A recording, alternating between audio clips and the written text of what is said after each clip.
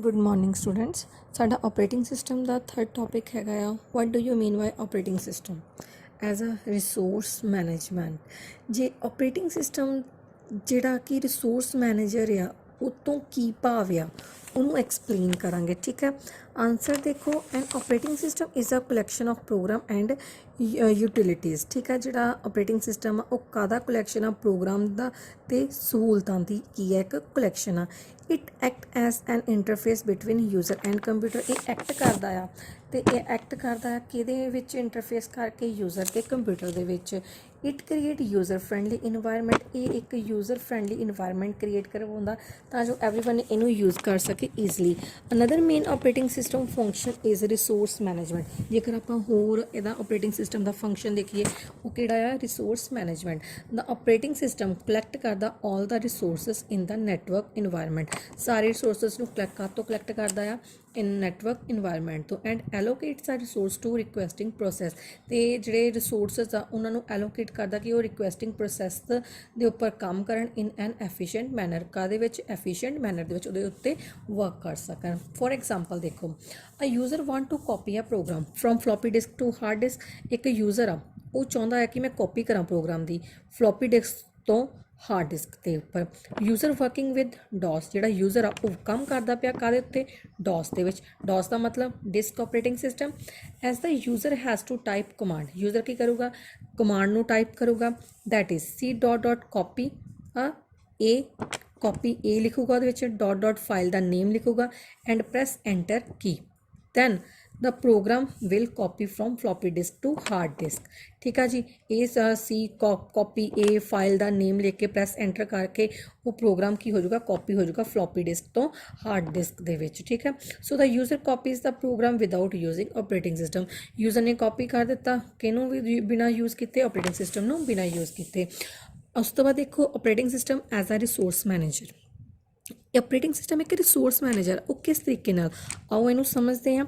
A computer has many resource. Computer को बहुत सारे रिसोर्स होंगे आ, मेनली किहड़े आ, hardware and software which may be required to complete a task, जिन्होंने आपां मेनली रिक्वायर्ड करते हैं इस टास्क नू कंप्लीट करन दे लई। The commonly required resource are, जिहड़े कॉमनली रिसोर्स होंगे आ, input output devices, memory file storage space, CPU time so on. मतलब जोड़े इनपुट आउटपुट डिवाइसिस होंदियां जां memory file storage space provide करवाउंदे आ जां CPU टाइम सो ऑन, वो सारे किहड़े हुंदे साडे इहदे रिसोर्स मैनेजर्स होंदे आ। ठीक है, उस तो बाद देखो the operating system act as the manager of these resource. ਜਿਹੜਾ ऑपरेटिंग सिस्टम आ वो एक्ट करता एक मैनेजर के तौर के उत्ते इन्हां सारे स्रोतों के लिए and allocates them to specific program. तो एलोकेट्स करता है उन्होंने कहता आ कि तुसीं स्पैसीफिक प्रोग्राम के उपर काम करना and user as necessary for their task. तो ये यूज़र मतलब ਵੱਖ-ਵੱਖ यूज़र नू नैसैसरी करवा दिंदा कि वो ਜਿਹੜੇ ਦਿੱਤੇ ਹੋਏ टास्क आ इन्हां उपर ही काम करनगे, उस तो इलावा होर कोई काम नहीं करनगे।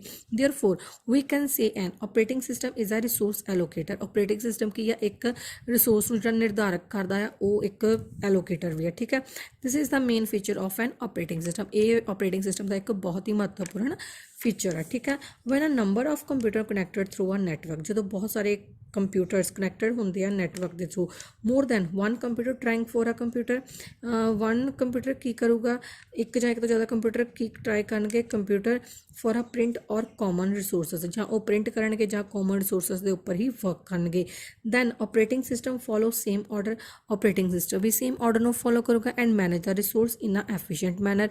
तो मैनेज करूँगा इन्हें सारे रिसोर्सिस को एक एफिशिएंट मैनर के नाल, मतलब कि बड़े वधिया ढंग के नाल ही इनू मैनेज करूँगा। ठीक है, जिदा एक वधिया ढंग नाल मैनेज करूँ, एक मैनर्स के बतौर के उत्ते ही मैनेज करूँगा। Generally resource sharing in two ways. Resource sharing भी आपां दो वेज के विच डिफाइन करते हैं। पहला है in time and in space. When a resource is a time sharing resource, जो ये टाइम शेयरिंग रिसोर्स होंदा आ, first one of the task get the resource for some time.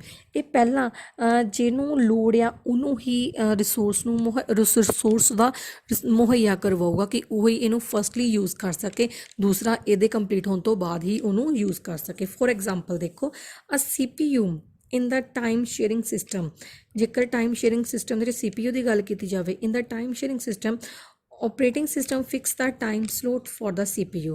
Operating system एक फिक्स कर दिंदा टाइम स्लॉट ਨੂੰ ਕਾਹਦੇ ਵਿੱਚ CPU ਦੇ first one of the process gets that CPU। ਜਦੋਂ ਪਹਿਲੀ ਪ੍ਰੋਸੈਸ ਪ੍ਰਾਪਤ ਹੋ ਜਾਂਦੀ CPU ਨੂੰ, ਵੈਨ ਦਾ ਟਾਈਮ ਸਲॉट ਐਕਸਪਾਇਰਸ, ਉਹ ਐਕਸਪਾਇਰਸ ਹੋ ਜਾਂਦੀ ਹੈ ਤਾਂ CPU switch to the next process.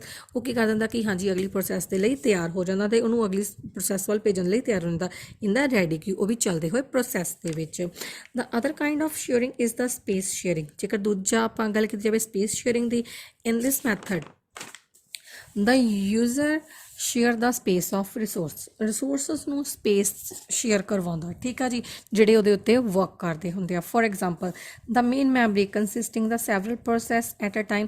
ਜਿਹੜੀ ਮੇਨ ਮੈਮਰੀ ਆ ਉਹ ਕੰਸਿਸਟ ਕਰਨਾ ਚਾਹੁੰਦੀ ਹੈ, ਮਤਲਬ ਕਿ ਵਰਕ ਕਰਨਾ ਚਾਹੁੰਦੀ ਕਿ ਬਹੁਤ ਸਾਰੇ ਪ੍ਰੋਸੈਸ ਨੂੰ ਉਹ ਇੱਕੋ ਟਾਈਮ ਦੇ ਉੱਪਰ ਕੰਮ ਕਰ ਸਕੇ। So the process of sharing the resource, ਜਿਹੜੀ ਪ੍ਰੋਸੈਸ ਉਹ ਕੀ ਕਰੂਗੀ, ਰਿਸੋਰਸ ਸ਼ੇਅਰ ਕਰਵਾਉਗੀ ਰਿਸੋਰਸਿਸ ਨੂੰ ਕਿ ਹਾਂਜੀ ਭਾਈ ਤੂੰ ਇੰਨੀ ਸਪੇਸ ਲੈ, ਤੂੰ ਇੰਨੀ ਸਪੇਸ ਲੈ, ਇਹਨਾਂ ਸਾਰੀਆਂ ਸਪੇਸਿਸ ਦੇ ਉੱਪਰ ਵਰਕ ਕਰ। ਜਿੱਦਾਂ ਅਸੀਂ ਕੰਪਿਊਟਰ ਦੇ ਉੱਪਰ ਮਾਈ ਕੰਪਿਊਟਰ ਓਪਨ ਕਰ ਲਿਆ ਜਾਂ ਕੋਈ ਆਡੀਓ ਪਲੇ ਕਰਨ ਵਾਲਾ ਕੋਈ ਹੋਰ ਸੋਫਟਵੇਅਰ ਓਪਨ ਕਰ ਲਿਆ, ਠੀਕ ਹੈ, ਇਸ ਤਰੀਕੇ ਨਾਲ ਉਹ ਕੀ ਕਰਦਾ ਆ, ਸਾਨੂੰ ਸ਼ੇਅਰ ਕਰਵਾਉਂਦਾ, ਸਪੇਸ ਸ਼ੇਅਰ ਕਰਵਾ ਦਿੰਦਾ ਆ। ਉਸ ਤੋਂ ਬਾਅਦ ਦੇਖੋ the main difference between in time sharing resources and in space sharing resources is in ਜੇਕਰ time sharing resources are not divided into units. Time sharing ਨੂੰ ਯੂਨਿਟਸ ਦੇ ਵਿੱਚ ਡਿਵਾਈਡ ਨਹੀਂ ਕੀਤਾ ਜਾ ਸਕਦਾ, whereas in space sharing resources are divided into units. Space sharing ਨੂੰ ਆਪਾਂ ਯੂਨਿਟਸ ਦੇ ਵਿੱਚ ਡਿਵਾਈਡ ਕਰ ਸਕਦੇ ਹਾਂ। ਆਈ ਥਿੰਕ ਸਾਰਿਆਂ ਨੂੰ ਕਲੀਅਰ ਹੋ ਗਿਆ ਹੋਵੇਗਾ। Thank you so much students.